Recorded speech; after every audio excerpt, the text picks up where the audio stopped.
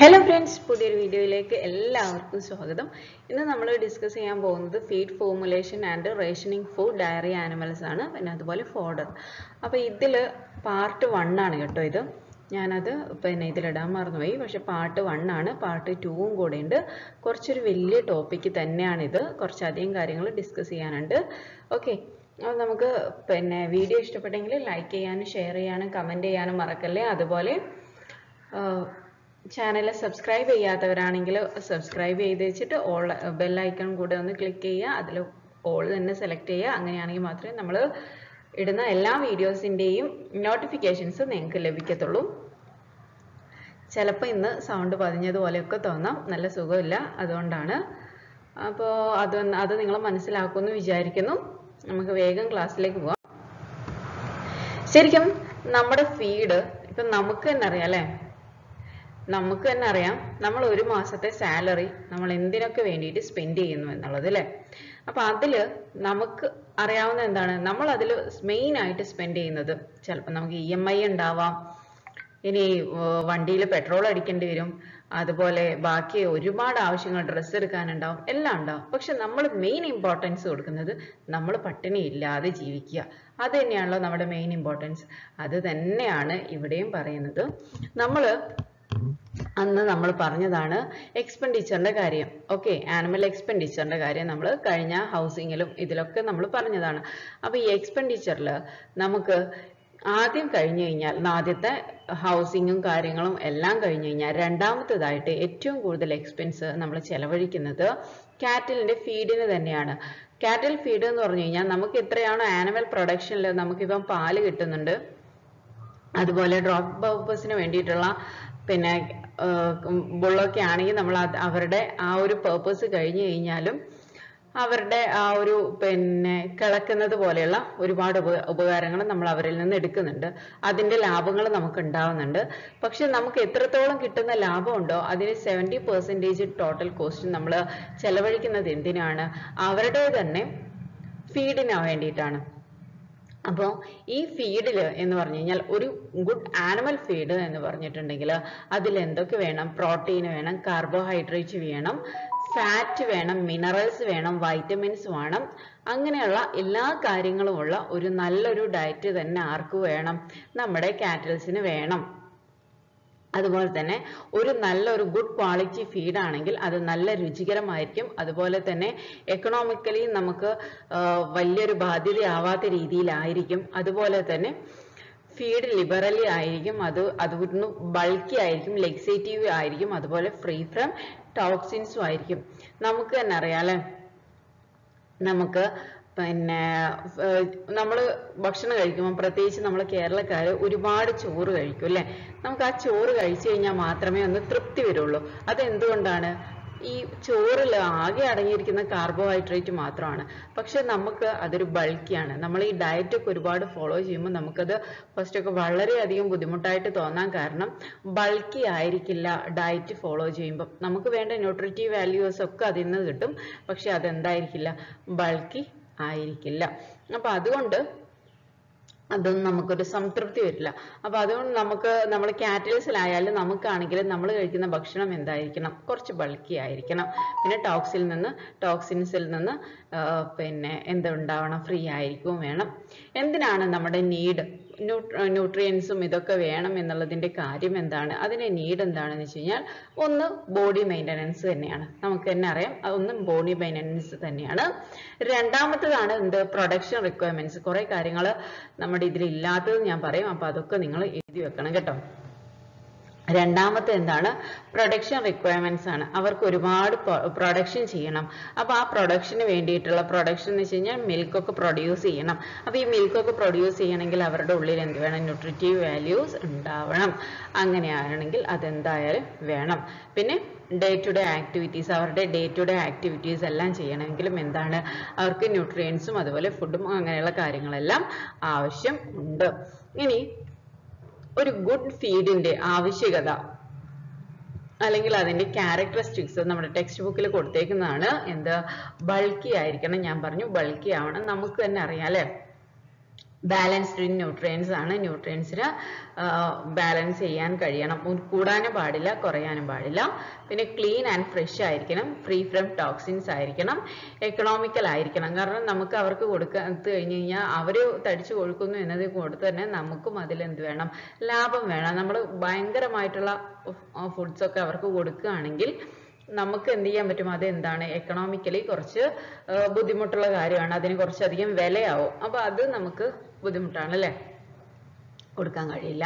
പിന്നെ പെലേറ്റബിൾ ആയിരിക്കണം, രുചികരമായിരിക്കണം, റെഗുലാരിറ്റി എല്ലാ ദിവസവും എന്ന് പറഞ്ഞിട്ട് കൊടുക്കണം, ഒപ്റ്റിമം ആൻഡ് ലിബറൽ ഫീഡിങ് ആയിരിക്കണം. ഓക്കെ, അവർക്ക് ആവശ്യത്തിനുള്ളത് മാത്രം കൊടുക്കുക, കൂടുതലാവാനും പാടില്ല എന്നാലോ കുറയാനും പാടില്ല എന്നുള്ളതാണ്.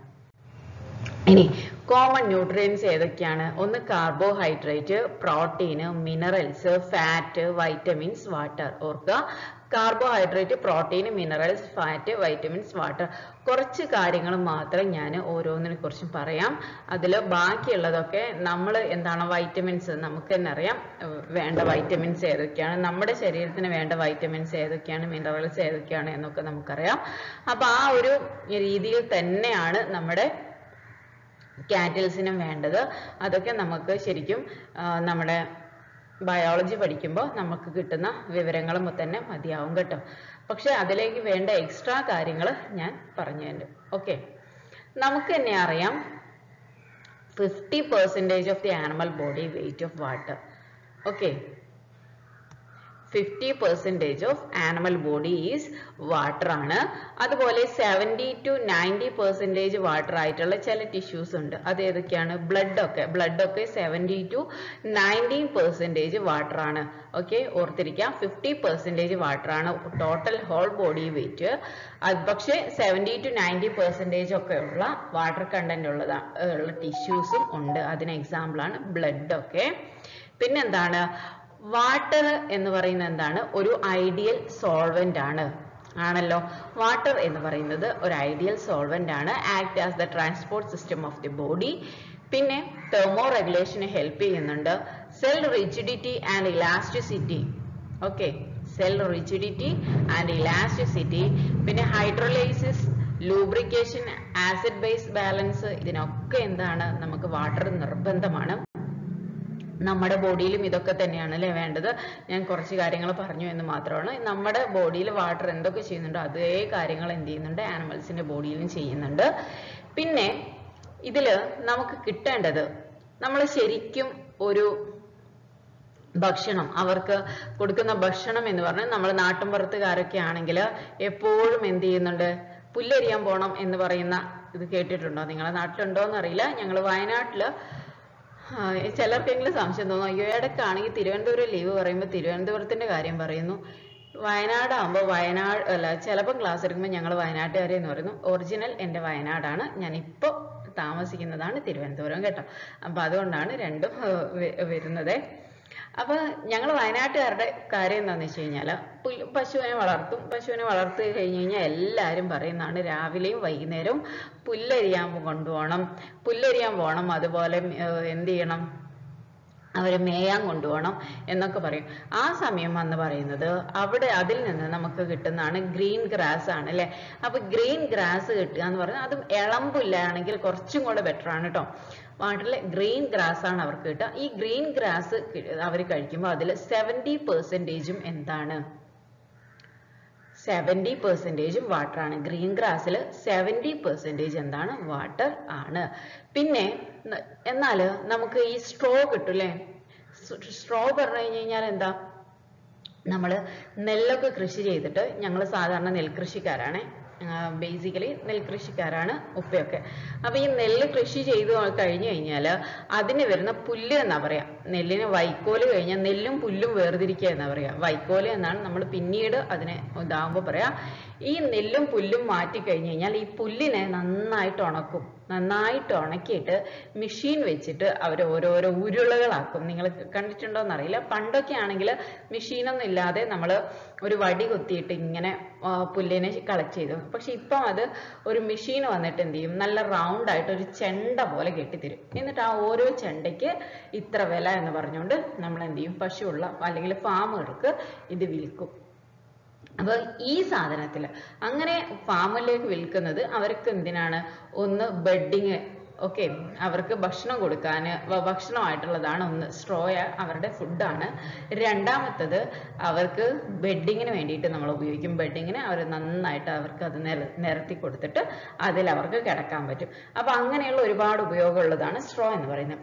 പിന്നെ അതുപോലെ കോൺസെൻട്രേറ്റ്സ് എന്ന് പറയുന്നത് നമ്മുടെ ഗ്രീൻ ആയിട്ട് മോയ്സ്ചർ അല്ലാത്ത കുറച്ച് സാധനങ്ങളാണ്. അപ്പോൾ അതിനെക്കുറിച്ച് നമ്മൾ ഡീറ്റെയിൽ ആയിട്ട് ഇനി പഠിക്കും. കോൺസെൻട്രേറ്റ്സിനെ കുറിച്ച് ഒരുപാട് പഠിക്കാനുണ്ട്. അപ്പോൾ നമുക്ക് അന്നേരം പഠിക്കാം. അപ്പോൾ ഈ സ്ട്രോയിലും കോൺസെൻട്രേറ്റ്സിലും ഒക്കെ 10% എന്ന് പറയുന്നത് വാട്ടറാണ്. സ്ട്രോയിലും കോൺസെൻട്രേറ്റ്സിലും 10% എന്ന് പറയുന്നത് വാട്ടറാണ്.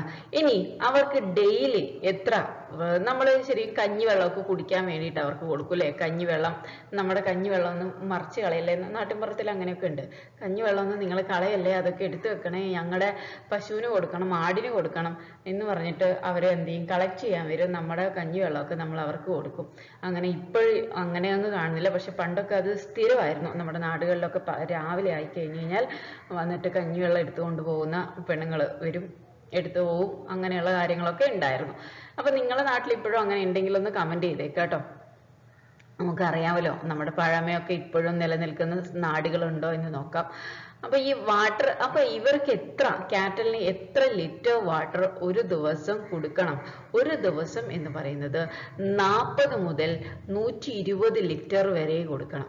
അപ്പൊ നിങ്ങൾ വിചാരിക്കും ചിലതിന് 40 മതിയോ, അപ്പൊ 120 മാക്സിമം ആവുമ്പോ എന്ന് നിങ്ങൾ വെച്ചേക്കാം. 40 ലിറ്റർ മുതൽ 120 ലിറ്റർ വരെ എന്ത് ചെയ്യണം? ഒരു വാട്ടർ നമ്മൾ അവർക്ക് കൊടുക്കണം. 40 മുതൽ എന്ന് പറയാൻ കാരണം അത് ഓരോരുത്തർക്കും വ്യത്യാസമുണ്ട്. ചെറിയ കുട്ടി പശു കാവിന് മുതൽ പ്രഗ്നന്റ് ആയിരിക്കുന്നത്, അതുപോലെ ഉഴുതുമറിക്കുന്ന ഡ്രാഫ്റ്റ് പേർപ്പസിന് വേണ്ടി യൂസ് ചെയ്യുന്ന കാറ്റൽസ്, അങ്ങനെ പ്രൊഡക്ഷൻ കൂടുതലുള്ള ലാക്ടേഷൻ കൂടുതലുള്ള മിൽക്ക് പ്രൊഡക്ഷൻ കൂടുതലുള്ളവര്, മിൽക്ക് പ്രൊഡക്ഷൻ ഉള്ളവര്, അങ്ങനെ ഓരോരുത്തർക്കും ഓരോ കാറ്റഗറിയാണ് വാട്ടർ കണ്ടന്റ് കൊടുക്കേണ്ടത്.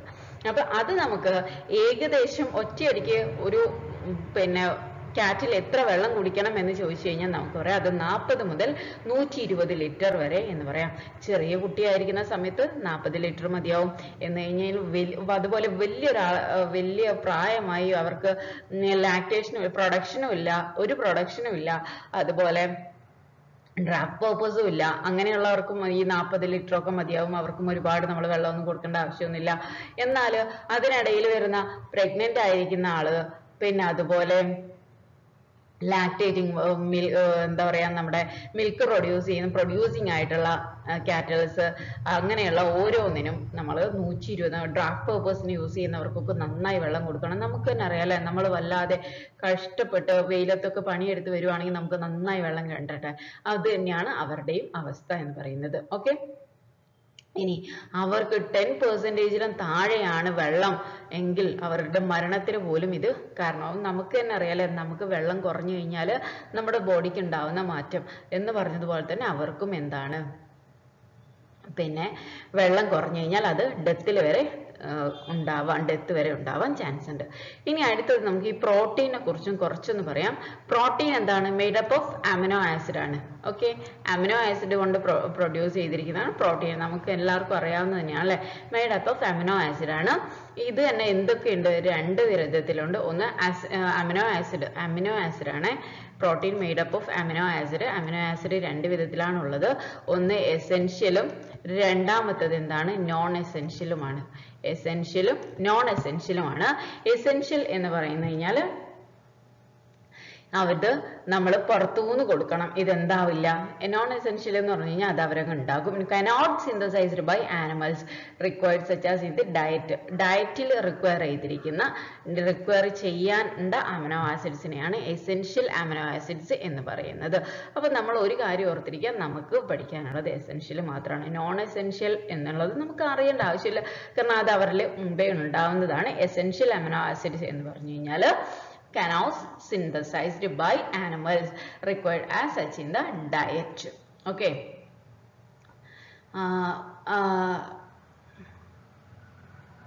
About 24 amino acids, okay, ഓർത്തിരിക്കുക, about 24 amino acids are found to be needed by the animal for optimum production. ഒരു optimum production കിട്ടാൻ വേണ്ടിയിട്ട് നമുക്ക് എത്ര 24ഓളം amino acids ഉണ്ടാവണം എന്നുള്ളതാണ്. ഓക്കെ, നമ്മൾ അമിനോ ആസിഡ് നമ്മൾ ഇതിലൂടെ കൊടുക്കേണ്ടത് എസെൻഷ്യൽ ആയിട്ട് നമ്മൾ കൊടുക്കേണ്ടത് എത്രയാണ്, ഒരു 24 അമിനോ ആസിഡ്സ് എങ്കിലും ഒപ്റ്റിമം പ്രോട്ടീൻ പ്രൊഡക്ഷന് വേണ്ടിയിട്ട് നമ്മൾ എന്ത് ചെയ്യാൻ പറ്റും, ഒപ്റ്റിമം പ്രൊഡക്ഷന് വേണ്ടിയിട്ട് നമ്മൾ ഒരു 24ഓളം അമിനോ ആസിഡ് എങ്കിലും നമ്മൾ അവർക്ക് കൊടുക്കണം. ഇനി ഹൈ ക്വാളിറ്റി പ്രോട്ടീൻ എന്ന് പറഞ്ഞു കഴിഞ്ഞാൽ എന്താണ്, dietary proteins that are readily digested and which contain all the essential amino acid at the level needed by animals. ഓർത്തിരിക്കുക, high quality protein, high quality protein ആ മെറ്റീരിയൽസ് എന്തൊക്കെയാണ് നമ്മൾ വരുന്ന ക്ലാസ്സുകളിൽ പഠിക്കും. ഇപ്പോൾ ഓർത്തിരിക്കുക, ഹൈ ക്വാളിറ്റി പ്രോട്ടീൻ എന്ന് പറഞ്ഞു കഴിഞ്ഞാൽ നമ്മൾ കൊടുക്കുന്ന ഭക്ഷണം മുഴുവനായിട്ട് റെഡി ആയിട്ട് ഡൈജസ്റ്റ് ചെയ്ത് കഴിഞ്ഞാൽ, റെഡിലി ഡൈജസ്റ്റഡ് ആയി കഴിഞ്ഞ് കഴിഞ്ഞാൽ, മുഴുവനായിട്ട് നമ്മളെ പശുക്കൾക്ക് ഡൈജസ്റ്റ് ആയി കഴിഞ്ഞു കഴിഞ്ഞാൽ അവർക്ക് എസെൻഷ്യൽ ആയിട്ട് നമ്മൾ പറഞ്ഞ ഈ 24 അമിനോ ആസിഡ്സും കിട്ടുകയാണെങ്കിൽ അവരുടെ ലെവലിനനുസരിച്ചിട്ട്, ഓക്കെ, ഓർത്തിരിക്കുക, അവർക്ക് എത്രത്തോളം അമിനോ ആസിഡ്സ് അവരുടെ ശരീരത്തിൽ ആവശ്യമുണ്ടോ അത്രയും അമിനോ ആസിഡ്സ് നമ്മൾ കൊടുക്കുന്ന ഭക്ഷണത്തിലൂടെ അവർക്ക് കിട്ടുകയാണെങ്കിൽ, അത് അവരുടെ ഇതിൽ ഡൈജസ്റ്റ് ആയിട്ട് പോവുകയാണെങ്കിൽ അതിനെയാണ് നമ്മൾ പറയുന്നത് ഹൈ ക്വാളിറ്റി പ്രോട്ടീൻ എന്ന് പറയുന്നത്. ഓർത്തിരിക്കുക വേർഡ് ഹൈ ക്വാളിറ്റി പ്രോട്ടീൻ, അത് വളരെ നിർബന്ധമാണ്. ഇനി നമ്മൾ പറയുന്നതാണ് കാർബോഹൈഡ്രേറ്റ്. കാർബോഹൈഡ്രേറ്റ് ഏതൊക്കെയാണ്, ക്രൂഡ് ഫൈബേഴ്സ്, ഇത് ഡീറ്റെയിൽ ആയിട്ട് നമ്മൾ പഠിക്കും കേട്ടോ, ഈ ക്ലാസ്സിൽ തന്നെ പഠിക്കും. ക്രൂഡ് ഫൈബേഴ്സ്, അതുപോലെ നൈട്രജൻ ഫ്രീ എക്സ്ട്രാക്ട്, NFE എന്നാണ് പറയുക, NFE, നൈട്രജൻ ഫ്രീ എക്സ്ട്രാക്ട്, ഇതൊക്കെയാണ് കാർബോഹൈഡ്രേറ്റിൽ വരുന്നത്. പിന്നെ ലിപ്പിഡ്സ് ഉണ്ടാവും, പിന്നെ ഫാറ്റ്, വൈറ്റമിൻസ് ഒക്കെ നമ്മൾ പറയും, മിനറൽസ്, ഫാറ്റ്, വൈറ്റമിൻസ്, അതൊക്കെ എന്ന് പറഞ്ഞു കഴിഞ്ഞാൽ നമ്മുടെ ശരീരത്തിലുള്ളത് പോലെ തന്നെ അതവർക്കും ആവശ്യമുണ്ട് എന്നുള്ളതാണ്. ഇനി രണ്ട് കാര്യങ്ങൾ ഓർക്കണം, റേഷനും ബാലൻസ്ഡ് റേഷനും. റേഷനെ കുറിച്ച് ഓരോരുത്തർക്കും എത്ര റേഷൻ ഒരു ദിവസം കൊടുക്കണം എന്നുള്ളത് നമ്മൾ ഇനി പഠിക്കും വരുന്ന ക്ലാസ്സുകളിൽ. പക്ഷെ ഇപ്പോൾ ഒരു കാര്യം നിങ്ങൾ മനസ്സിലാക്കുക, റേഷനും ബാലൻസ്ഡ് റേഷനും തമ്മിലുള്ള വ്യത്യാസം. റേഷൻ എന്ന് പറഞ്ഞു കഴിഞ്ഞാൽ 24 മണിക്കൂറിനുള്ളിൽ എന്ന് വെച്ച് കഴിഞ്ഞാൽ ഒരു ദിവസം പിന്നെ അവർക്ക് കൊടുക്കുന്ന ഫീഡോ അല്ലെങ്കിൽ ഫീഡിന്റെ മിക്സ്ചറോ, ഓക്കെ, ഒരു ആനിമൽസിന് നമ്മൾ കൊടുക്കുന്ന 24 മണിക്കൂറിനുള്ളിൽ അവർക്ക് കൊടുക്കുന്ന ഫീഡും ഫീഡിന്റെ മിക്സ്ചറും എല്ലാം കൂടിയിട്ടുള്ളതിനെയാണ് നമ്മൾ റേഷൻ എന്ന് പറയുന്നത്. അത് വേണമെങ്കിൽ നമുക്ക് ഒരു മാസം നമ്മുടെ ഇതിൽ നിന്ന് കിട്ടുന്നുണ്ടല്ലോ, ഈ പിന്നെ റേഷൻ കടയിൽ നിന്ന് നമുക്ക് കിട്ടുന്ന റേഷന് വേണമെങ്കിൽ നമ്മളത് ഒരു മാസത്തേക്കുള്ളത് എന്ന് പറയുന്നു. ഇത് നമ്മൾ ഒരു ദിവസത്തേക്കുള്ളത്, ആ ഒരു വ്യത്യാസം മാത്രമേ ഉള്ളൂ. ആ ഒരു റേഷൻ കൊണ്ട് നമ്മൾ ഒരു മാസത്തേക്ക് കിട്ടുന്ന ആ ഒരു റേഷൻ കൊണ്ട് നമ്മുടെ ഡയറ്റ് മുഴുവൻ കംപ്ലീറ്റ് ആവുമോ? ഇല്ലല്ലോ. ആകെ കുറച്ച് അരിയും അരിയും ഗോതമ്പ് പൊടിയും, ഇപ്പൊ ഗോതമ്പ് പൊടിയും കിട്ടുന്നില്ല എന്ന് തോന്നുന്നു, മണ്ണെണ്ണയും കൊണ്ട് നമുക്ക് എന്ത് ചെയ്യാൻ പറ്റില്ല, നമ്മുടെ ഒരു മാസം ചെലവഴിക്കാൻ പറ്റുമോ? അത് മാത്രം കഴിച്ചു കഴിഞ്ഞാൽ നമ്മുടെ ഡയറ്റ് പിന്നെ ഡയറ്റ് മുഴുവനായി നമ്മൾ നല്ല രീതിയിൽ നമുക്ക് വർക്ക് ചെയ്യാൻ പറ്റുമോ? ഇല്ലല്ലോ. അപ്പൊ റേഷൻ എന്ന് പറയുന്നത് അത്ര തന്നെ ഉള്ളൂ. 24 മണിക്കൂറിനുള്ളിൽ അവർക്ക് കഴിക്കാൻ കൊടുക്കുന്ന എല്ലാ കാര്യങ്ങളും ഇൻക്ലൂഡ് ചെയ്തിരിക്കുന്ന കാര്യം. ഫീഡ് ആയിക്കോട്ടെ, അത് ഫീഡ് ആയിക്കോട്ടെ, ഫീഡിന്റെ മിക്സ്ചർ ഉണ്ടാക്കാം. അപ്പൊ അങ്ങനെയുള്ള ഫീഡ് മിക്സ്ചർ ആയിക്കോട്ടെ, എന്താണോ ആനിമൽസിന് കഴിക്കുക 24 മണിക്കൂറിനുള്ളിൽ കഴിക്കാൻ കൊടുക്കുന്നത്, അതിനെയാണ് റേഷൻ എന്ന് പറയുന്നത്. ബാലൻസ്ഡ് റേഷൻ എന്ന് പറഞ്ഞു കഴിഞ്ഞാല് അതും ഒരു റേഷൻ തന്നെയാണ്. പക്ഷെ നമ്മൾ എന്ത് ചെയ്യുന്നു, അവിടുന്ന് പിന്നെ നമ്മൾ റേഷൻ കടയിൽ നിന്ന് എന്ത് കിട്ടുന്നു, നമുക്ക് അരിയൊക്കെ കിട്ടുന്നു. ആ അരി കൊണ്ടുവന്നിട്ട് നമ്മൾ കടയിൽ നിന്ന് ബാക്കി എന്ത് ചെയ്യുന്നു, പയറും പരിപ്പും പച്ചക്കറിയും അതുപോലെ ഇറച്ചിയും മീനും നമ്മുടെ അതുപോലെ ഡ്രൈ ഫ്രൂട്ട്സും എല്ലാം ഇൻക്ലൂഡ് ചെയ്തിരിക്കുന്ന നമ്മുടെ ബോഡിക്ക് ആവശ്യമായിട്ടുള്ള രീതിയിലുള്ള ഒരു ഡയറ്റ് നമ്മൾ പ്രിപ്പയർ ചെയ്തിട്ട് നമ്മൾ എന്ത് ചെയ്യുന്നു, സ്ഥിരമായിട്ട് ഭക്ഷണം കഴിക്കുകയാണ് ചെയ്യുന്നത്. അപ്പൊ ഇതിനെ തന്നെയാണ് ശരിക്കും ബാലൻസ്ഡ് റേഷൻ എന്ന് പറയുന്നത്. 24 മണിക്കൂറിനുള്ളിൽ ഒരു ആനിമലിന്, ഒരു കാറ്റിലിന് അവർക്ക് ആവശ്യമുള്ള അവർക്ക് എത്രയാണോ ന്യൂട്രിയൻസ് വേണ്ടത്, എല്ലാ ന്യൂട്രിയൻസും പ്രോപ്പർ പ്രൊപ്പോർഷനിൽ എന്ന് വെച്ച് കഴിഞ്ഞാൽ ഒന്നും കൂടാനും പാടില്ല കുറയാനും പാടില്ല. പ്രോപ്പർ പ്രപ്പോർഷനിൽ അതിനെ മീറ്റ് ചെയ്യുന്ന ന്യൂട്രിയൻസ് റിക്വയർമെന്റ്സ് എല്ലാം അതിനെ മീറ്റ് ചെയ്യാൻ കഴിയുമെന്ന് തോന്നുകയാണെങ്കിൽ അതിനെയാണ് എന്ത് പറയുന്നത്? ബാലൻസ്ഡ് റേഷൻ എന്ന് പറയുന്നത്. അവർക്ക് ആവശ്യമുള്ള ന്യൂട്രിയൻസ് എല്ലാം എന്ത് ചെയ്യണം? 24 മണിക്കൂറിനുള്ളിൽ നമ്മൾ അതിന് കൊടുത്തിരിക്കണം. ഓർത്തിരിക്കുക, നമ്മൾ കുഞ്ഞു കുട്ടികളെ വളർത്തുന്ന സമയത്ത് നമ്മൾ 6 മാസം വരെ എന്ത് ചെയ്യും? നമുക്ക് അവർക്ക് മുലപ്പാൽ കൊടുക്കും അല്ലേ? അത് കഴിഞ്ഞതിന് ശേഷം 6 മാസത്തിന് ശേഷം നമ്മൾ അവരുടെ ഡയറ്റിൽ നമ്മൾ പ്രത്യേകം ശ്രദ്ധിക്കും അല്ലേ? ഇപ്പം ചിലപ്പോൾ നമ്മുടെ ഡയറ്റ് നമ്മൾ ഇത്ര ന്യൂട്രിയൻസ് കിട്ടുന്നുണ്ടോ, എൻ്റെ ഫുഡിൽ നിന്ന് കിട്ടുന്നുണ്ടോ എന്ന് നമ്മൾ നോക്കിയിരുന്നുണ്ടാവില്ല. പക്ഷെ ചെറിയ കുട്ടികളായ നമ്മൾ നോക്കുമ്പോൾ നമ്മൾ കറക്റ്റായിട്ട്, പണ്ടത്തെ ആളുകളെ സംബന്ധിച്ചിടത്തോളം ഇപ്പോഴും എല്ലാവരും തന്നെ ഡ്രൈ ഫ്രൂട്ട്സും അതുപോലെ ചീസ്, പിന്നെ അതുപോലെ മിൽക്ക് എല്ലാം അവരുടെ ഡയറ്റിൽ ഉൾപ്പെടുത്താൻ വേണ്ടിയിട്ട് നമ്മൾ ശ്രദ്ധിക്കുന്നുണ്ട് അല്ലേ? അപ്പൊ അതുപോലെ തന്നെയാണ് എന്തെന്ന് പറയുന്നത്? ബാലൻസ്ഡ് റേഷൻ എന്ന് പറയുന്നതും. ഓക്കെ, മനസ്സിലായിട്ടുണ്ടാവും എന്ന് വിചാരിക്കുന്നു. ഇനി പ്രോക്സിമേറ്റ് പ്രിൻസിപ്പിൾ എന്ന് പറഞ്ഞു കഴിഞ്ഞാൽ എന്താണ്? ഈ പ്രോക്സിമേറ്റ് പ്രിൻസിപ്പിൾ എന്ന് പറയുന്നത് കൊണ്ടുവന്നിരിക്കുന്ന ആളുടെ പേരും കൂടെ ഒന്ന് ഓർക്കുക. According to Weende's system. ഓർത്തിരിക്കുക, Weende system of analysis. According to Weende system of analysis, nutrients present in a sample of feed are analysed and expressed in terms of 6 broad fundamental principle called the proximate principle. എന്ന് വെച്ച് കഴിഞ്ഞാൽ ഒരു വീണ്ടും system of analysis എന്ന് പറയുന്നുണ്ട്. ആ അനാലിസിസിൽ പറഞ്ഞിരിക്കുന്നത് ഒരു ഫീഡിന്റെ സാമ്പിളിൽ നിർബന്ധമായിട്ടും ഉണ്ടായിരിക്കേണ്ട ന്യൂട്രിയൻസ് അനാലിസിസ് ചെയ്യുമ്പോൾ അത് ഒരു 6 ബ്രോഡ് ഫണ്ടമെന്റൽ ക്വാളിറ്റീസ് ആയിട്ട് നമുക്ക് എക്സ്പ്രസ് ചെയ്യാം. എന്ന് വെച്ച് കഴിഞ്ഞാൽ ഏതൊക്കെയാണ് 6? നമുക്ക് തന്നെ അറിയാം. നമ്മുടെ ഇതിലേക്ക് വേണ്ട water, ether extract, crude fibre, crude protein, total ash, nitrogen free extract, അങ്ങനെ 6 എണ്ണമായിട്ട് പിന്നെ ഫണ്ടമെന്റൽ ന്യൂട്രിയൻസ് ആയിട്ട് നമുക്ക് എന്ത് ചെയ്യാം? ക്ലാസിഫൈ ചെയ്യാം എന്നാണ് പ്രോക്സിമേറ്റ് പ്രിൻസിപ്പിളിൽ പറഞ്ഞിരിക്കുന്നത്. ഓർത്തിരിക്കാം, proximate principle. According to Weende system of analysis, the nutrients present in a sample of feed are analyzed and expressed in terms of 6 broad fundamental principle is called as the proximate principle എന്നുള്ളതാണ്. ഏതൊക്കെയാണത്? ഒന്ന് water ആണ്, രണ്ടാമത്തത് ether extract ആണ്, മൂന്നാമത്തത് crude fibre ആണ്, നാലാമത്തത് crude protein, അഞ്ചാമത്തത് total ash, ആറാമത്തത് നൈട്രജൻ ഫ്രീ എക്സ്ട്രാക്ട്. പിന്നെ ഒരു കാര്യം കൂടെ ഓർത്തിരിക്കുക, ഈ പ്രോക്സിമേറ്റ് പ്രിൻസിപ്പിൾസിൽ നമ്മൾ പറഞ്ഞ 6 കാര്യങ്ങളും അത് പെർസെൻറ്റേജ് ബൈ വെയിറ്റിന്റെ ബേസിസിലാണ് നമ്മൾ എക്സ്പ്രസ് ചെയ്യുക. പെർസെൻറ്റേജ് ബൈ വെയിറ്റിന്റെ ബേസിസിലാണ് നമ്മൾ എക്സ്പ്രസ് ചെയ്യുന്നത്. അല്ലാതെ അതിന്റെ അതുപോലെ പിന്നെ അതിന്റെ കൊണ്ടുവരുന്ന ആ ഒരു ഇതിന്റെ ബേസിലല്ല. ഡ്രൈ മാറ്റർ മോസ്റ്റ് കോമൺലി ഏതാണ്? More commonly on dry matter ബേസിസിലും കൂടെ ആണ് ഇത് എക്സ്പ്രസ് ചെയ്യുന്നത്. In routine feed analysis, the lipids are estimated by either extract. Either extract ആയിട്ട് നമ്മൾ ചെയ്യുന്നത് ഏതാണ്? ലിപ്പിഡിനെയാണ് നമ്മൾ ഈതർ എക്സ്ട്രാക്റ്റിലൂടെ കണ്ടുപിടിക്കുന്നത്. ഓക്കെ, ഈതർ എക്സ്ട്രാക്ട് എന്ന് നമ്മൾ പറയുന്നത് എന്തിനെയാണ്? ലിപ്പിഡിനെയാണ്. ഓർത്തിരിക്കുക. ഇതാണ് നമ്മൾ നേരത്തെ പറഞ്ഞതിന്റെ വേറൊരു കാര്യങ്ങളാണ്. കുറച്ച് കാര്യങ്ങളും കൂടെ നമ്മൾ പറയുന്നുണ്ട്.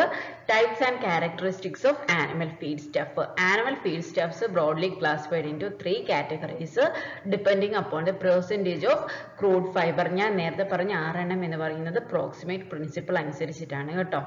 പ്രോക്സിമേറ്റ് പ്രിൻസിപ്പിൾ അനുസരിച്ചിട്ടാണ്. ഇതും അതിൽ തന്നെ വരുന്നത് തന്നെയാണ് കേട്ടോ. ഓർത്തിരിക്കുക. Characteristics of animal feed stuff എന്ന് പറയുന്നത് അതിന്റെ 3 ആയിട്ടാണ് ക്ലാസിഫൈ ചെയ്തിരിക്കുന്നത് എന്ന് പറയുന്നു.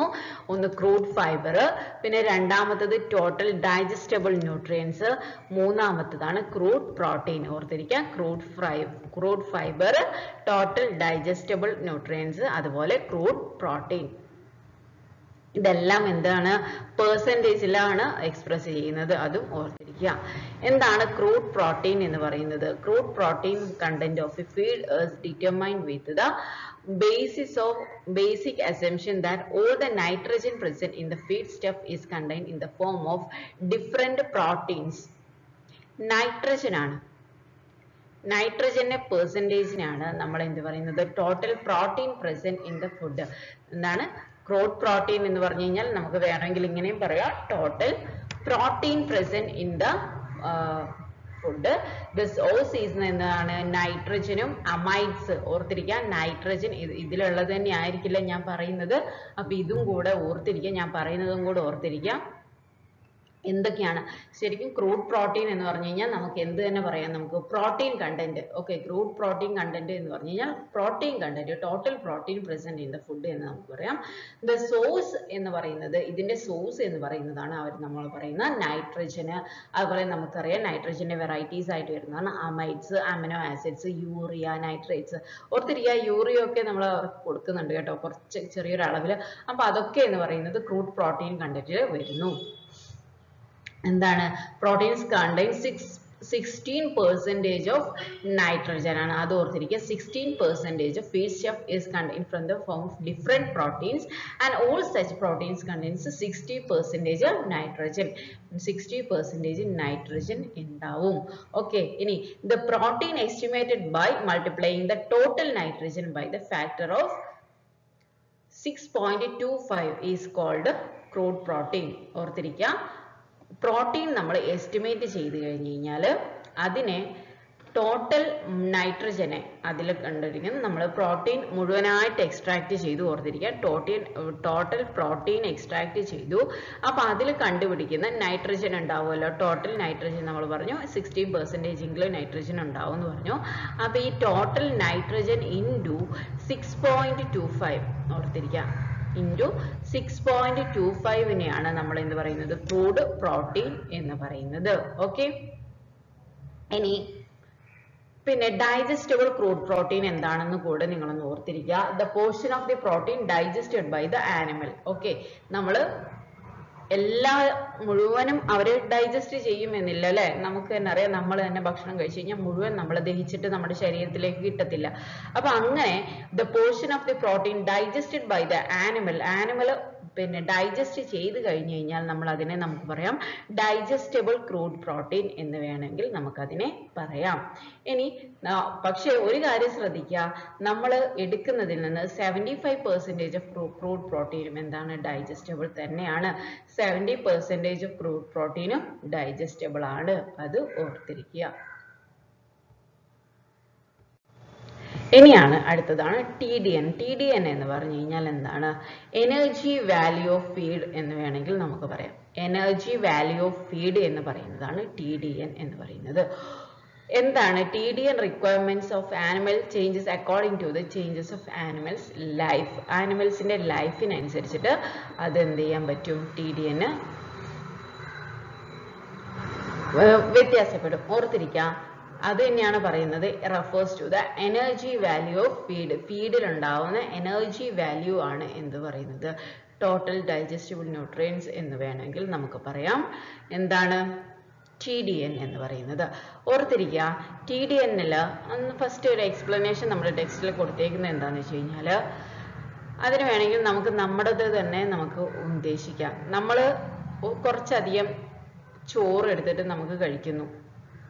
അപ്പൊ നമ്മുടെ വയറ് എന്ത് ചെയ്യുന്നു? നല്ല ബൾക്കി ആയിട്ട് തോന്നുന്നു അല്ലെ, വയറ് നിറഞ്ഞു സംതൃപ്തിയായി. പക്ഷെ നമുക്ക് അതിൽ നിന്ന് എല്ലാ ന്യൂട്രിയൻസും കിട്ടുന്നുണ്ടോ? നമുക്ക് അതിനു വേണ്ടിയിട്ടുള്ള എല്ലാ കാര്യങ്ങളും എല്ലാം നമ്മുടെ ശരീരത്തിന് ആവശ്യമായിട്ടുള്ള എല്ലാം കിട്ടുന്നുണ്ടെന്ന് നമുക്ക് തോന്നുന്നുണ്ടോ? ഇല്ല അല്ലെ. നമ്മുടെ ശരീരത്തിന് ആവശ്യമായ എല്ലാം അതിൽ നിന്ന് കിട്ടണമെന്ന് നിർബന്ധം ഇല്ല. അപ്പൊ അതുകൊണ്ട് തന്നെ അതിനെ നമുക്ക് ഇതാണ് എന്ന് നമുക്ക് പറയാൻ പറ്റില്ല. നമ്മുടെ ശരീരത്തിന് ആവശ്യമായിട്ടുള്ളതാണ് അതിലുള്ളത് എന്ന് നമുക്ക് പറയാൻ കഴിയില്ല. പക്ഷെ ബൾക്കിയാണ്, നമ്മുടെ ശരീരത്തിന് ഒരു സുഖം തോന്നും അല്ലെ. പക്ഷേ പിന്നെ നമ്മൾ കഴിക്കുകയാണ്, നമ്മൾ ഡയറ്റൊക്കെ പ്രോപ്പറായിട്ട് ഡയറ്റ് ഫോളോ ചെയ്യാണ്. പക്ഷെ അതിൽ ചിലപ്പോൾ നമുക്കത് ബൾക്കിയായി തോന്നത്തില്ല. പക്ഷെ നമുക്ക് ശരീരത്തിന് ആവശ്യമായിട്ടുള്ള എല്ലാ ന്യൂട്രിയൻസും നമുക്ക് കിട്ടിയതായിട്ട് നമുക്ക് തോന്നും. നമ്മുടെ ശരീരത്തിന് ആവശ്യമായിട്ടുള്ള എല്ലാ ന്യൂട്രിയൻസും കിട്ടും. പക്ഷെ എന്തല്ല, അത് ബൾക്കിയല്ല. അപ്പോൾ അത് തന്നെയാണ് പറയുന്നത്, ഓരോ ഫീഡിലും എന്താണ് അതിൽ അടങ്ങിയിരിക്കുന്ന എനർജി കണ്ടന്റ് വ്യത്യാസമുണ്ട്. അപ്പോൾ അതിനെയാണ് നമ്മൾ TDN എന്നുള്ള പറയുന്ന കാറ്റഗറിയിൽ നമുക്ക് പറയാൻ കഴിയുന്നത്. എനർജി വാല്യൂ ഓഫ് ഫീഡാണ്. ഓർത്തിരിക്കുക, എനർജി വാല്യൂ ഓഫ് ഫീഡിനെയാണ് നമ്മൾ TDN എന്ന് പറയുന്നത്. ഈ TDN എന്ന് പറയുന്നത് ഓരോ മൃഗത്തിലും അത് വ്യത്യാസമായിരിക്കും. നമ്മുടെ മനുഷ്യരുടെ കാര്യങ്ങളിൽ തന്നെ നമുക്കറിയാം, കുട്ടികൾക്ക്, അതുപോലെ ലേഡീസിന്, ജെൻസിന്, അതുപോലെ പണിയെടുക്കുന്ന പുറത്ത് വെയിലിൽ പണിയെടുക്കുന്ന ഒരാൾ, അതുപോലെ ഓഫീസിൽ പണിയെടുക്കുന്ന ഒരാൾ, അല്ലെങ്കിൽ പിന്നെ എന്താ പറയുക പ്രഗ്നന്റ് ലേഡീസ്, അല്ലെങ്കിൽ സാധാരണ ലേഡീസ്, അവർക്കൊക്കെ എന്ന് പറയുന്നത് എന്താണ്, ഭക്ഷണക്രമത്തിൽ കുറച്ച് വ്യത്യാസം ഉണ്ടാവും. അപ്പോൾ അത് തന്നെയാണ് ഇതിലും നമ്മൾ പറയുന്നത് TDN എന്ന് പറയുന്നത്. TDN energy level value of feed ഓരോരുത്തരിലും വ്യത്യാസമായിരിക്കും. എന്താണ്, ഒന്നുകിൽ പാല് ഒന്നും കൊടുക്കാത്ത ഡ്രൈ ആയിട്ടുള്ള കൗ, അവർക്ക് ലോവർ എനർജി മതി. പക്ഷെ എന്താണ്, ലാക്ടേറ്റിംഗ് കൗസിന് കുറച്ച് കൂടുതൽ എനർജി വേണം. എന്നാൽ exotic and cross breed young heifers, അതെന്തുകൊണ്ടാണ് exotic and cross breed young ഹൈഫേഴ്സിന് മോർ TDN വേണ്ടത് ഇൻഡിജീനിയസ് ഹൈഫേഴ്സിനേക്കാളും കൂടുതൽ എന്ന് പറയാൻ കാരണം, എക്സോട്ടിക്കും അതുപോലെ ക്രോസ് ബ്രീഡ് ആയിട്ടുള്ള ഹൈഫേഴ്സും എന്താണ്, നമ്മൾ മുമ്പേ പഠിച്ചതാണ്, അവർ കൂടുതൽ മിൽക്ക് പ്രൊഡ്യൂസേഴ്സ് ആണ്. അപ്പോൾ അതുകൊണ്ട് തന്നെ അവർക്ക് എന്ത് വേണം, കൂടുതലായിട്ട് TDN വേണം. അവർക്ക് ഒന്നിനെ റെസിസ്റ്റ് ചെയ്യാനുള്ള കഴിവൊന്നുമില്ല. പക്ഷെ ഇൻഡിജീനിയസ് ഹൈഫേഴ്സ് അങ്ങനെയല്ല. അതുകൊണ്ട് തന്നെ അവർക്ക് കുറച്ചും, ഇൻഡിജീനിയസിന് കുറച്ച് മതി, പക്ഷെ ബാക്കിയുള്ളവർക്ക് കൂടുതൽ വേണം. അതുപോലെ ഒരു കുട്ടി പശുവും വലിയൊരു കാറ്റിലും പിന്നെ എന്താണ് ഭക്ഷണം കഴിക്കുന്ന ക്രമം, അതിലാണ് ചെറിയ കുട്ടി പശുവിന് എന്ത് മതി, കുറച്ച് മതി TDN. പക്ഷെ അഡൽട്ട് കാറ്റിലിന് എന്ത് വേണം, കുറച്ചധികം തന്നെ വേണം എന്നുള്ളതാണ്. ഇനി ഓർത്തിരിക്കുക, 1 ഗ്രാം ഡൈജസ്റ്റബിൾ കാർബോഹൈഡ്രേറ്റ് ഓക്സിഡേഷന് വിധേയമായാൽ, ഈ കണക്ക് നിങ്ങളൊന്ന് ഓർത്തിരിക്കുക, എന്തായാലും മറന്നു പോകരുതേ. 1 ഗ്രാം കാർബോഹൈഡ്രേറ്റ് ഓർത്തിരിക്കുക, 1 ഗ്രാം കാർബോഹൈഡ്രേറ്റ് ഓക്സിഡേഷന് ഇതാക്കി കഴിഞ്ഞാൽ നമുക്ക് കിട്ടുന്നത് 4 കിലോ കാലറീസ് ഓഫ് എനർജിയാണ്. 4 കിലോ കാലറീസ് ഓഫ് എനർജിയാണ്. അതിനെ നമ്മൾ പറയുന്നു 1 യൂണിറ്റ് എന്ന് പറയുന്നു. 1 ഗ്രാം ഡൈജസ്റ്റബിൾ കാർബോഹൈഡ്രേറ്റ് ഓക്സിഡേഷന് വിധേയമായി കഴിഞ്ഞാൽ അവിടെ നമുക്ക് 4 കിലോ കാലറീസ് കിട്ടുന്നു. അതാണ് നമ്മൾ 1 യൂണിറ്റ് ആയിട്ട് റെപ്രസെന്റ് ചെയ്യുന്നത്. അതുപോലെ തന്നെയാണ് പ്രോട്ടീനും കിട്ടുന്നത്. പ്രോട്ടീനിൽ നിന്നും നമുക്ക് കിട്ടുന്നത് 1 യൂണിറ്റ് തന്നെയാണ്. എന്നാൽ എന്താണ് ഫാറ്റ്, ഓർത്തിരിക്കുക, ഫാറ്റ് 2.25 എനർജി കിട്ടുന്നുണ്ട്. അവരെക്കാളും ഫാറ്റിൽ നിന്ന് കിട്ടുന്ന എനർജി എന്ന് പറഞ്ഞു കഴിഞ്ഞാൽ 2.25 ടൈംസ് എനർജി റിച്ച് ആണ്. ഓക്കെ, അങ്ങനെയായിട്ട് നമ്മൾ നോക്കുമ്പോൾ എന്താണ് ടോട്ടൽ സം ആയിട്ട് ഒരു ഇതിൽ നിന്ന് നമുക്ക് കിട്ടുന്നത് എന്താണ്, നമുക്ക് എന്ത് പറയാം, carbohydrate, protein, fat gives TDN of food എന്ന് പറയാം. അതിൽ എന്തൊക്കെ കിട്ടും, 4 കാലോറീസ് ആണല്ലോ കിട്ടുന്നത്. 4 + 4 + 2.25 × 4 എന്ന് നമുക്ക് എഴുതാം അല്ലേ. അപ്പൊ അത് എന്ന് പറയുന്നത് എത്രയാന്ന് വെച്ച് കഴിഞ്ഞാൽ 20 ആണ്. നമ്മൾ ചെയ്ത് നോക്കട്ടോ. ഫാറ്റ് നമ്മുടെ സാധാരണ കണക്ക് ഇങ്ങനെയാണ് പറഞ്ഞിരിക്കുന്നത്, 20 ആണ്. 2.25 ടൈംസ് എനർജി റിച്ച് ആണ് അത് വരുന്നത്. അപ്പോൾ ഒരു 4 + 4 + 20 ദാറ്റ്സ് ഈക്വൽ ടു 28 ആണ് ഒരു ടോട്ടൽ TDN എന്ന് നമ്മൾ പറയുന്നത്. 28 മറന്നു പോകരുത്. 4 + 4 + 20 ആണ്. Fat will give 2.25 times energy extra എന്ത് വരും കിട്ടും. മറ്റേത് രണ്ടും എന്താണ് 4 യൂണിറ്റ്സേ തരുന്നുള്ളൂ. ആ സമയത്ത് പിന്നെ ഇത് എത്ര വരും, നമുക്ക് 20 ടൈംസ് കൂടുതൽ TDN നമുക്ക് ഇതിൽ നിന്ന് കിട്ടും എന്നുള്ളതാണ്. ഇതാണ് when we add digestible portion of crude fiber, crude protein, either extract and nitrogen free extract of feedstuff, we get TDN value of the feedstuff. ഓർത്തിരിക്കുക. TDN ഏതൊക്കെയാണ്? digestible crude fiber plus digestible crude protein plus ഇതൊക്കെ പെർസെൻറ്റേജിലാണ്. digestible either extract into 2.25 നമ്മൾ നേരത്തെ പറഞ്ഞു. എന്താണ് ലിപ്പിഡ്സിനെയാണ് നമ്മൾ either extract എന്ന് പറയുന്നത്. അത് ഫാറ്റ് തന്നെ. ഓക്കെ, into 2.25 ആണ്. പിന്നെ digestible nitrogen free extract multiplier of 2.25 is used with digestible either extract because of fat എന്ന് പറയുന്നത് 2.25 greater energy density കൊടുക്കുന്നു per unit weight as compared to per unit of carbohydrate protein. കാർബോഹൈഡ്രേറ്റും protein ഒക്കെ ഒരു unit കൊടുക്കുന്നിടത്തിൽ നമ്മുടെ പിന്നെ എന്താണ് ether extract എത്ര കൊടുക്കുന്നു? 2.25 ആണ് എന്ത് ഈതർ എക്സ്ട്രാക്ട് നമുക്ക് തരുന്ന TDN എനർജി ലെവൽ എന്ന് പറയാം. ഓക്കെ, ഓർത്തിരിക്കുക. ഈ ഇക്വേഷൻസ് പഠിക്കാൻ text ബുക്കിലുള്ളതാണ്. TDN percentage is equal to digestible crude fiber plus digestible crude protein plus digestible either extract into 2.25 plus digestible nitrogen feed extract. ഓർത്തിരിക്കുക. ഇത് നമ്മൾ ഓരോന്നായിട്ട് പഠിക്കും കേട്ടോ. ഓരോന്നായിട്ട് നമുക്ക് പഠിക്കണം. ഫീഡ് സ്റ്റഫിനെ നമ്മൾ രണ്ടായിട്ടാണ് തിരിച്ചിരിക്കുന്നത്. ഫൊറേജസും റഫേജസും. ഫൊറേജസ് ഉണ്ട് അല്ലെങ്കിൽ റഫേജസ്, അതുപോലെ കോൺസെൻട്രേറ്റ്സ്. ഓർത്തിരിക്കുക, ഫൊറേജസ് റഫേജസ് അത് രണ്ടും എന്താണ് ഒരു കാറ്റഗറി കേട്ടോ. ഫൊറേജസ് അല്ലെങ്കിൽ റഫേജസ്, അതുപോലെ കോൺസെൻട്രേറ്റ്സ്. ഫൊറേജസ് അല്ലെങ്കിൽ റഫേജസ് എന്നെ രണ്ടായിട്ട് വീണ്ടും ക്ലാസിഫൈ ചെയ്തിരിക്കുകയാണ്. ഒന്നെന്താണ് വെറ്റ് ആണ്. വെറ്റ് എന്ന് വെച്ചാൽ മോയ്സ്ചർ ആണ്. രണ്ടാമത്തത് ഡ്രൈ ആയിട്ടുള്ളതാണ്. വെറ്റ് ആയിട്ടുള്ളത് നമ്മൾ നേരത്തെ പറഞ്ഞു. നമ്മുടെ 70% ഓഫ് ഗ്രീൻ ഫോഡറിൽ ഗ്രീൻ ഗ്രാസിൽ 70% ഓഫ് വാട്ടർ എന്ന് നമ്മൾ പറഞ്ഞതുപോലെ തന്നെ വെറ്റ് ആയിട്ടുള്ളതിൽ വരുന്നത് എന്താണ്? ഗ്രീൻ ഫോഡർ ക്രോപ്സും പാസ്ചർ ഗ്രാസസും ഒക്കെയാണ്. മേച്ചൽ പ്രദേശത്തുള്ള ഗ്രാസസ് ഒക്കെയാണ് വരുന്നത്. പിന്നെ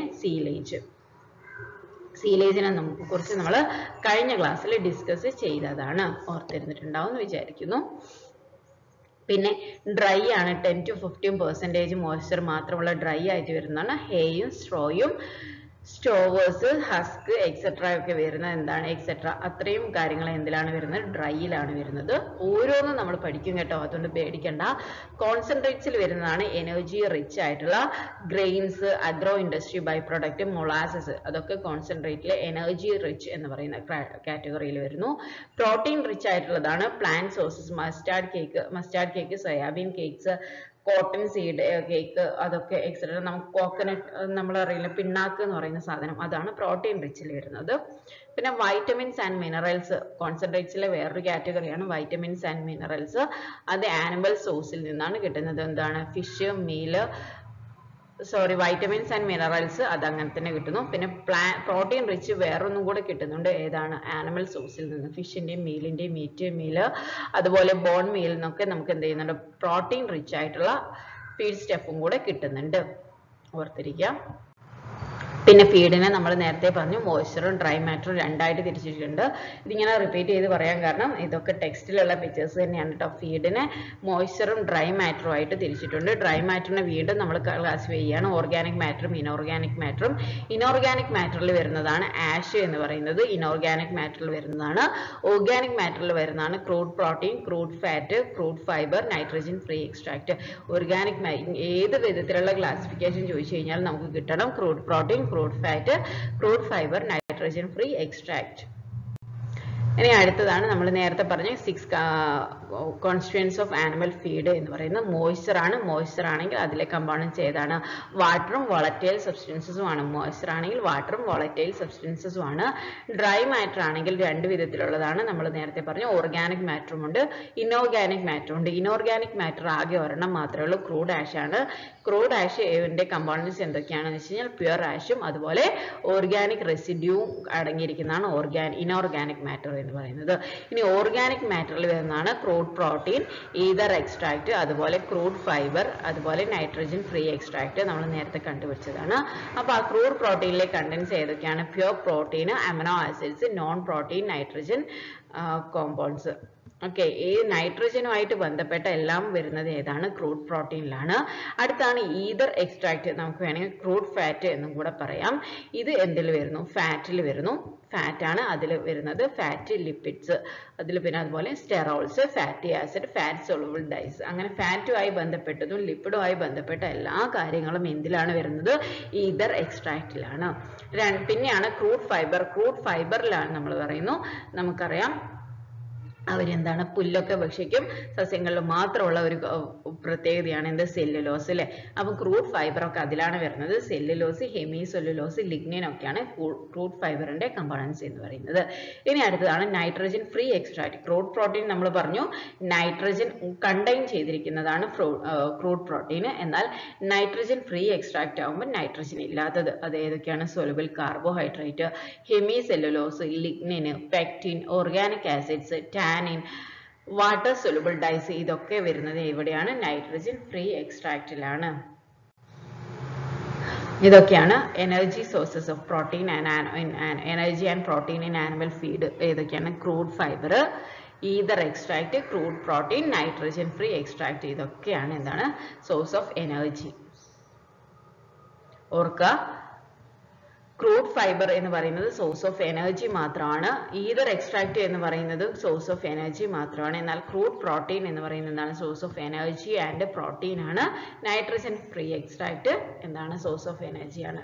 ക്രൂഡ് ഫൈബറും ഈതർ എക്സ്ട്രാക്റ്റും അതുപോലെ നൈട്രജൻ ഫ്രീ എക്സ്ട്രാക്റ്റും എല്ലാം എന്താണ്? സോഴ്സ് ഓഫ് എനർജി ആണ്. എന്നാൽ ക്രൂഡ് പ്രോട്ടീൻ മാത്രമാണ് സോഴ്സ് ഓഫ് എനർജിയും അതുപോലെ സോഴ്സ് ഓഫ് പ്രോട്ടീനും കൂടെ ആവുന്നുള്ളൂ. ഇനി അടുത്തതാണ് ഫീഡിംഗ് മെത്തേഡും അതുപോലെ ഫീഡ് ഇൻഗ്രീഡിയൻസ് ആദ്യം ഞാനൊന്ന് പറഞ്ഞുതരാം. ഫീഡ് ഇൻഗ്രീഡിയൻസ് എന്ന് പറഞ്ഞു കഴിഞ്ഞാൽ എന്താണ്? നമുക്ക് നമ്മുടെ ന്യൂട്രിയൻസ് ആയിട്ടുള്ള എല്ലാം കിട്ടുന്നത് എന്താ? Carbohydrate, protein, vitamin, mineral, fat, ഇതൊക്കെ അതും എങ്ങനെയൊക്കെ വേണം? ഡൈജസ്റ്റബിൾ ആയിരിക്കണം, ന്യൂട്രിറ്റീവ് വാല്യൂലും പലേറ്റബിൾ ആയിട്ടും കിട്ടുന്ന രീതിയിൽ നമ്മുടെ ഒരു ഫീഡ് ഇൻഗ്രീഡിയൻ്റ് ആയിട്ട് നമ്മുടെ കാറ്റൽസിന് കിട്ടണം. അതാണ് ഫീഡ് ഇൻഗ്രീഡിയൻസ് എന്ന് പറയുന്നത്. ഇനി രണ്ടാമതായിട്ട് പറയുന്നതാണ് ഫീഡിംഗ് മെത്തേഡ്. ഫീഡിംഗ് മെത്തേഡ് എന്ന് പറയുന്നത് 3 തരത്തിലായിട്ട് നമുക്ക് പറയാം. ഫീഡിംഗ് മെത്തേഡ് എന്ന് പറയുന്നത് 3 തരത്തിലായിട്ട് നമുക്ക് പറയാം. ഒന്ന് പാസ്ചർ ആണ്. എന്താണ് പാസ്ചർ എന്ന് പറഞ്ഞു കഴിഞ്ഞാൽ? എന്താ? മേച്ചിൽപ്പുറങ്ങൾ. ഓക്കെ, PASTURE ആണ് പാസ്ചർ എന്ന് പറയുന്നു. ഫീഡിംഗ് മെത്തേഡ് ഒന്നാമത്തേതാണ് പാസ്ചർ. രണ്ടാമത്തേത് ഹാർവസ്റ്റഡ് ഫീഡ് ആണ്. രണ്ടാമത്തേത് എന്താണ്? Harvested feed. മൂന്നാമത്തേതാണ് എന്ത്? സപ്ലിമെന്റ്സും അഡിറ്റീവ്സും. സപ്ലിമെന്റ്സും അഡിറ്റീവ്സും അടങ്ങിയിരിക്കുന്ന മൂന്നാമത്തെ ഫീഡ്. ഫീഡിംഗ് മെത്തേഡ് 3 വിധത്തിലാണുള്ളത്. Pasture, harvesting feed, supplements and additives. ഓർത്തിരിക്കുക, പാസ്ചർ എന്ന് പറയുന്നത് എന്താണ്? ക്വാളിറ്റിയുള്ള മിൽക്ക് കിട്ടാൻ വേണ്ടിയിട്ട് നമുക്ക് ഏറ്റവും കൂടുതൽ ഡിപ്പെൻഡ് ചെയ്യാൻ പറ്റുന്നതാണ് എന്ത്? ഹാർവസ്റ്റഡ് പാസ്ചർ എന്ന് പറയുന്നത്. ഓർക്കുക, ക്വാളിറ്റി ഓഫ് മിൽക്ക് കൂട്ടണമെങ്കിൽ നമ്മൾ എന്തായാലും അവരെ മേച്ചിൽപ്പുറങ്ങളിൽ പോയിട്ട് അവർ മേയണം. അങ്ങനെയാണെങ്കിൽ നല്ല അടിപൊളി മിൽക്ക് കിട്ടും എന്നുള്ളതാണ്. അതിനുള്ള പ്രധാന കാരണം അവിടെ എന്ന് പറയുന്നത് എന്തുണ്ട്? ഗ്രാസസ് ഉണ്ട്, അതുപോലെ ലെഗൂംസ് ഉണ്ട്. ലെഗൂംസ് എന്ന് പറഞ്ഞു കഴിഞ്ഞാൽ ലെഗൂമിനസ് ആയിട്ടുള്ള ഗ്രാസിനെ നമുക്കറിയാം, പയർ വർഗ്ഗത്തിൽ പെടുന്ന ചെടികളെയാണ് നമ്മൾ ലെഗൂമിനസ് എന്ന് പറയുന്നത്. എന്തുകൊണ്ടാണ്? അവിടെ നൈട്രജൻ ഫിക്സിംഗ് ആയിട്ടുള്ള ഒരുപാട് നൈട്രജൻ കണ്ടന്റ് അടങ്ങിയിരിക്കുന്ന ഒരുപാട് ചെടികളായിരിക്കും അത്. പിന്നെ ഫോബ്സ്, ഓക്കെ, അതർ ഫോബ്സ് എല്ലാം നമ്മൾ നമ്മൾ അറിയാതെ തന്നെ നമ്മുടെ കാറ്റൽസിന് അത് കിട്ടുന്നു എന്നുള്ളതാണ്. നമ്മൾ കൊടുക്കുകയോ നമ്മൾ അതിനു വേണ്ടി മെനക്കെടുകയോ ഒന്നും വേണ്ട. നല്ല ഒരു പാസ്ചർ മേച്ചിൽപ്പുറമുണ്ട്, അവിടെ മേയാൻ വരുന്ന പശുക്കളെ സംബന്ധിച്ചിടത്തോളം അവിടെ നമുക്ക് നല്ല ക്വാളിറ്റിയുള്ള മിൽക്കാണ് കിട്ടുന്നത്. ഇനി ഹാർവസ്റ്റഡ് ഫീഡിൽ വരുന്നതാണ്. ഹാർവസ്റ്റഡ് ഫീഡ് എന്ന് പറയുന്നത് 2 വിധത്തിലുണ്ട്. അത് 2 വിധത്തിൽ എന്ന് പറയുന്നത് ഒന്ന് അവരുടെ ക്രൂഡ് ഫൈബറിന്റെ കണ്ടന്റ്, അതുപോലെ ലൈഫ് സ്റ്റോക്കിന്റെ ഫീഡ്, അങ്ങനെയുള്ള ഓരോന്നും ബേസ് ചെയ്തിട്ട് നമുക്ക് ഈ ഹാർവസ്റ്റഡ് ഫീഡിനെ നമുക്ക് 2 ആയിട്ട് തിരിക്കാം. 2 ആയിട്ട് തിരിക്കുന്നതാണ് എന്ത്?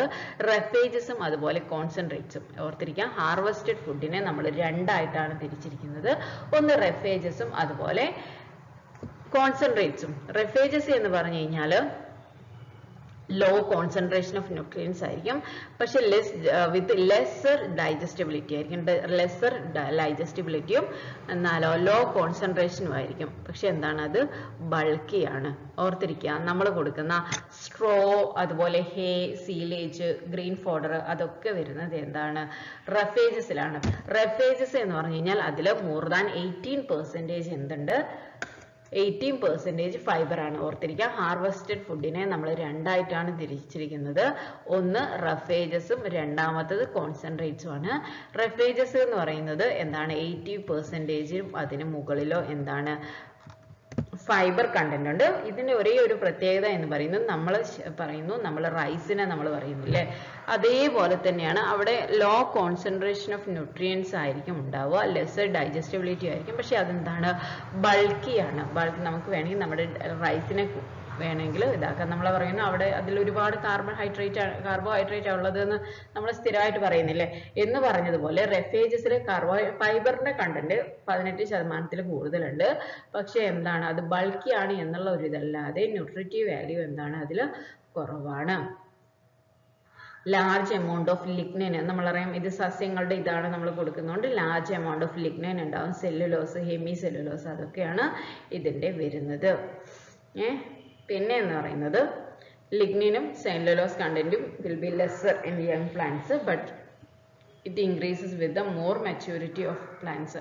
നമ്മൾ പറയും ഇളം പുല്ലാണ് ഏറ്റവും കൂടുതൽ നല്ലത് എന്ന് പറയാനുള്ള പ്രധാന കാരണം ഇത് തന്നെയാണ്. ലിഗ്നിനും സെല്ലുലോസ് കണ്ടന്റും ഒക്കെ ചെറുതായിരിക്കുന്ന സമയത്ത് വളരെയധികം കുറവേ ഉണ്ടാവുള്ളൂ, കണ്ടന്റ് തീരെ കുറവായിരിക്കും ഉണ്ടാവുക. പക്ഷെ യങ് പ്ലാന്റ്സിലാകുമ്പോൾ ആ കണ്ടന്റ് വളരെ അധികം കൂടുതലായിരിക്കും എന്നുള്ളതാണ്. ഇനി നിങ്ങൾ വിചാരിക്കും എന്താണ് ബാക്കി എടുക്കാതെ, റെഫേജസ് എന്ന് പറയുന്നത് കുറച്ചൊരു വലിയ പോർഷൻ തന്നെയാണ് കേട്ടോ. കോൺസെൻട്രേറ്റ്സ്, റെഫേജസ്, ഫീഡിനെ രണ്ടായിട്ട് തിരിച്ചിരിക്കുന്നു. ഒന്ന് ഫോഡർ അല്ല റെഫേജസ് എന്ന് പറയുന്നു, രണ്ടാമത്തത് കോൺസെൻട്രേറ്റ്സ് എന്ന് പറയുന്നു. ഫീഡിനെ ഫോഡർ അല്ലെങ്കിൽ റെഫേജസ് എന്ന് പറയുന്നത് വീണ്ടും രണ്ടായിട്ട് തിരിച്ചിരിക്കുകയാണ്, ഗ്രീൻ ഫോഡർ അല്ലെങ്കിൽ ഡ്രൈ ഫോഡർ.